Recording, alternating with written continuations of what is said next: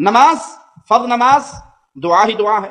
लेकिन सलाम फेरने के बाद जो रिवाज हमारे इंडिया पाकिस्तान में बन चुका है कि इमाम साहब अस्सलाम वालेकुम रहमतुल्लाह, अस्सलाम वालेकुम रहमतुल्लाह, और फौरन उसने दोनों हाथों को उठा देना है और पीछे सारे मुक्तदी आमीन आमीन कहना शुरू हो जाते हैं। ये तरीका रसूलुल्लाह सल्लल्लाहु अलैहि वसल्लम की सुन्नत से साबित नहीं। प्यारे हबीब अलैहिस्सलातु वस्सलाम ने ये अमल नहीं किया। ये किताब का नाम है सलातुर रसूल। सलातुर रसूल आहले हदीस के बहुत बड़े माने ताने, उनका नाम है मोहम्मद सादिक सियालकोटी, आहले हदीस के इमाम हैं। उनकी ये किताब है, ये मेरे मौजूद है, मैं दिखा के हवाला देने लगा हूं। ये इसका सफ़ा नंबर 251 है। अगर हवाला गलत हो तो मुझे आप मुजरिम करार दे सकते हैं, लेकिन अल्लाह की तौफीक ने कभी गलत गल की नहीं। आप इसमें उन्होंने 2 हदीसें लिखी हैं इस सफ़ा नंबर पर, और 2 हदीसें लिखने के लिए ऊपर जो टॉपिक लिखा है वो लिखा है फर्ज नमाज के बाद हाथ उठाकर दुआ करना दुरुस्त है।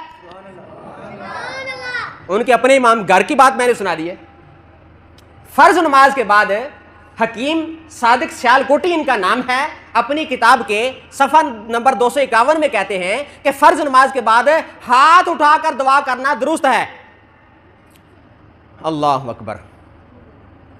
और आगे इस पे 2 हदीसें पाक लिखी हुई हैं, मैं सिर्फ एक सुना देता हूं हजरत आमिर के हवाले से, और ये इनका फतावा नज़ीरिया है। इनसे भी ऊपर वाली किताब है इनकी फतावा नज़ीरिया। यह अहले हदीसों की एक मोतबर किताब है, कोई इनकार नहीं कर सकता मेरा प्यारा भाई।